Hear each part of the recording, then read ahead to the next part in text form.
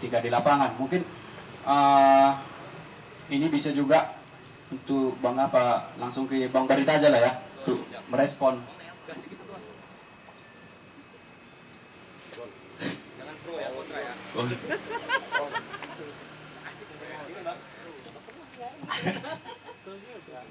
Terima kasih. Kenalan, sama nama saya Barita. Latar belakang saya sebenarnya alumni LBH, alumni kayak alumni 212 itu dia. Baru sebenarnya saya terjebak di dunia tulis menulis. Jadi saya lebih senang menulis, tapi lebih ke arah apa ya, jurnalistik. Karena bagi saya, meskipun menjadi seorang lawyer, dia seperti mata uang kiri kanan. Dia harus jurnalis dan lawyer itu harus tidak bisa dipisahkan. Jadi saya harus minta maaf sama teman-teman yang banyak kali rupanya bawa masa ngeri ya, waduh. Nah,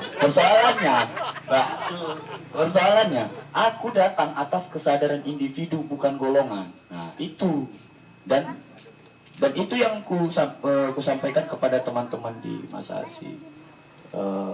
Selanjutnya, dan aku dari awal tidak mau chaos. Dari awal memang tidak mau chaos karena aku tahu pasti ini bakalan chaos, tapi kita tidak mau chaos. Makanya pada saat itu saya mengawal mengawal anak-anak STM itu tetap juga bahwa lempar-lemparan itu bentuk ekspresi juga menurutku kan. Tapi bagaimana kita meminimalisir gitu. Jadi aku jadi bapor ya pada saat itu supaya nggak terjadi. Cuman pecah, ketemulah sama Bang Eko kami di atas ya. Lagi baca buku doi kan, lagi beli buku ya. Tapi dari situ rupanya begitu aku naik, sudut pandang itu ternyata kelihatan. Ternyata melihat politik cukup naik gunung. Ternyata dari atas kelihatan kan Bang, lagi mukul, polisi mukul, dan polisi dipukul pun ada.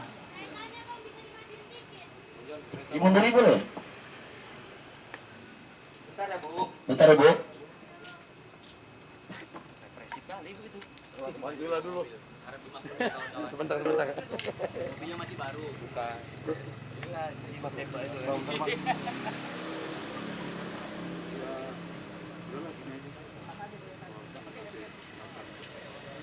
Oke, biar lanjut. Nah, dari situ aku berpikir, wah. Lalu muncullah foto Bang Deddy. Aku tidak melihatnya berdasarkan sudut estetik ya. Maksudku estetik itu memang lebih subjektif. Jadi aku melihat dari maaf ya Bang, kawan abang banyak kan, nanti kugas abang Bang. Jadi bagiku tidak terwakilkan moral publiknya gitu. Bahwa hari ini kayak Bang Deddy bilang, kita udah tahu ini mau chaos gitu. Kita udah tahu mau chaos. Jadi memang tujuan teman-teman jurnalis ini yang memang ngambil spot untuk chaos gitu. Sementara kita harapkan jangan ada yang chaos gitu. Nah, disitulah mungkin peran kawan-kawan ya, terlepas pandangan politik dan segala macam, bahwa segala sesuatu bisa kita hindarin gitu. Tapi mohon maaf juga Bang, aku cuman 2 pandangan itu tadi gue lihat foto abang kemarin tuh. Terakhir ada 2 pandang dari ini, tapi framingnya tetap kekerasan gitu. Wah, gitu. Sehingga melupakan yang substansi, bahwa ini adalah omnibus. Bahwa omnibus law itu pun palsu. Ternyata adalah dibaliknya itu bukan soal kerja jadilah undang-undang cipta kerja. Padahal dibaliknya adalah lebih besar lagi eksploitasi alam. Itu yang tidak dimunculkan. Hari ini teman-teman jurnalis lah yang punya kemampuan itu gitu. Di balik aksi itu tadi kita mau alternatif lain gitu. Selain yang framingnya berimbang atau tidak berimbang gitu. Kupikir itu dulu. Kata beberapa gini, aku pun belum baca omnibus law.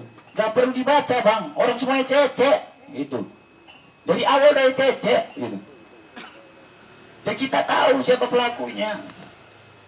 Kasih tahu lah kita. Nah, nggak perlu.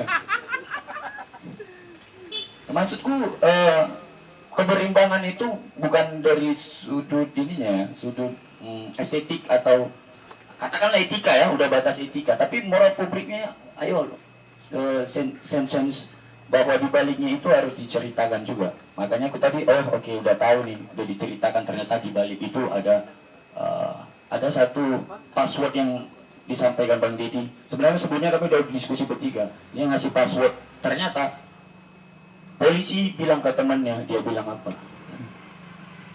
Mereka kurang personil. Oke, sehingga memang represivitas itu memang sengaja dilakukan untuk membubarkan massa. Oke, itu aja aku rasa pikir. Oke, udah ya. Soal semacam curhat-curhatan itu ya. Mungkin langsung ke Bang Dharma Lubis ya Bang.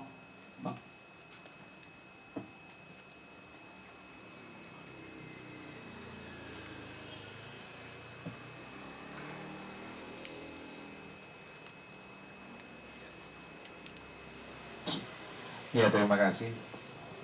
Selamat malam kawan-kawan semua. Kenalkan, saya Dharma Lubis, saya bukan siapa-siapa, saya cuma bekerja seni. Pernah jadi wartawan dulu dan pernah di AJI, sampai sekarang saya masih di AJI. Dulu saya juga pernah motret, tapi sudah sangat lama tidak pegang kamera. Bicara Omnibus Law atau Melibus Law.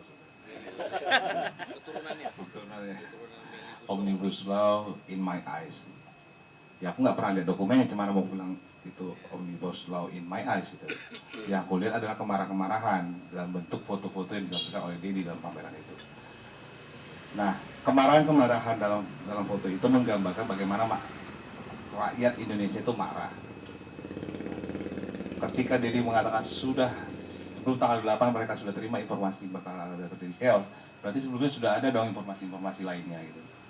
Nah, yang aku bilang, tadi juga kita diskusi di dalam, ya aku heran dalam demonstrasi kali ini, seperti tidak ada koordinasi antar kelompok-kelompok ini, baik antara kelompok buruh, mahasiswa, pelajar, ataupun kelompok aksi lainnya. Sehingga, apa ya, kalau dikatakan mudah kemudian memecah aksi tersebut, ya, mudah diprovokasi, ya, mudah terjadi chaos, ya. Nah, lalu posisi jurnalis di mana nih dalam hal ini? Ada sebegitu banyak informasi di balik peristiwa tanggal 8 yang kemudian juga tidak tercapture di dalam foto-foto yang ditampilkan. Di mana nih informasi? Apa ya? Satu sisi yang dikatakan Mbak Rita, aku sepakat framing. Tapi memang kerjanya wartawan itu nge-framing dalam foto-foto. Apa yang dia framing? Apa yang dia lihat gitu. Bahwa yang terjadi di depan mata itu adalah sebuah peristiwa chaos gitu. Yang dilihat itulah di framingnya. Nah, meski dalam sudut pandang yang berbeda, itu juga nggak cukup gitu. Bahwa informasi ini sudah ditemukan ada informasi sebelum terjadi peristiwa, mestinya itu juga bisa di capture secara gambar. Meski nggak mudah kerjanya gitu, nggak mudah. Nah, kalau kita lihat foto tadi itu semua, kita nggak akan pernah tahu kalau itu adalah peristiwa Omnibus Law. Nggak tahu. Kalau tidak dijelaskan, tidak ada keterangan-keterangan di dalam. Nah, sama sekali, ya itu sama saja. Misalnya aku itu hampir sama dengan peristiwa 98. Kerusuhan-kerusuhan itu. Foto-foto itu adalah foto-foto yang biasa. Kalaupun seandainya misalnya foto Julian Siombing yang di Kompas tahun 98 itu ditampilkan di situ, dan kalian tidak pernah tahu peristiwa itu dan tidak pernah lihat, pasti akan melihat itu sebagai foto Omnibus Law. Yang perempuan di tengah jalan tergeletak itu tanpa ada keterangan, pasti ketika ditampilkan dalam postcard ini pasti akan dianggap sebagai foto Omnibus Law dalam kaitan Omnibus Law. Nah, lalu apa yang menjadikan itu sebagai sebuah foto tentang Omnibus Law?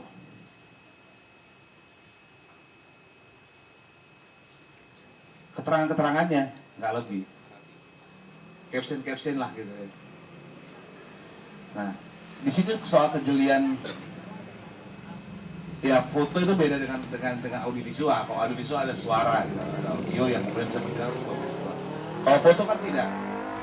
Nah, kesulitan jurnalis, menurutku itu memang salah satu kesulitan jurnalis foto. Bagaimana dia menceritakan sesuatu itu tanpa harus banyak bercerita. dari semua tampilan foto tadi itu aku bilang sama Dedi, aku suka yang ini nih. Seseorang melempar dengan memegang bendera lalu ditutup. Ada beberapa hal yang diceritakan di situ. Ini masa pandemi, ini kemarahan masyarakat Indonesia sampai kemudian ada rusuh. Cuma kita nggak tahu kerusuhan itu dalam hubungannya dengan peristiwa yang mana gitu. Jadi Omnibus Law-nya nggak tidak terjelaskan dengan foto itu. Tapi bahwa foto itu menggambar ada kemarahan, kerusuhan ya dalam situasi pandemi gitu ya. Kalau kita mau simbolkan masker adalah salah satu simbol dari pandemi. Nah. Terus soal Omnibus Law-nya sendiri, ya susah memang kita bicara tentang Omnibus Law sekarang ini karena kita sama-sama belum baca. Dengan berapa tadi satu kali ini ya, 900 sekian halaman. 812 Pak. Berapa? 812. 812. Kita baca 12 halaman itu sakit kepala kan? Sakit kepala. Apalagi bahasa hukum, bahasa yang begitu kaku yang pernah aku baca di dunia ini adalah bahasa hukum. Kita nggak bisa merasa taste-nya, soul-nya di dalam baca itu. Sehingga mungkin ini 12 halaman selesai kita udah nggak ini.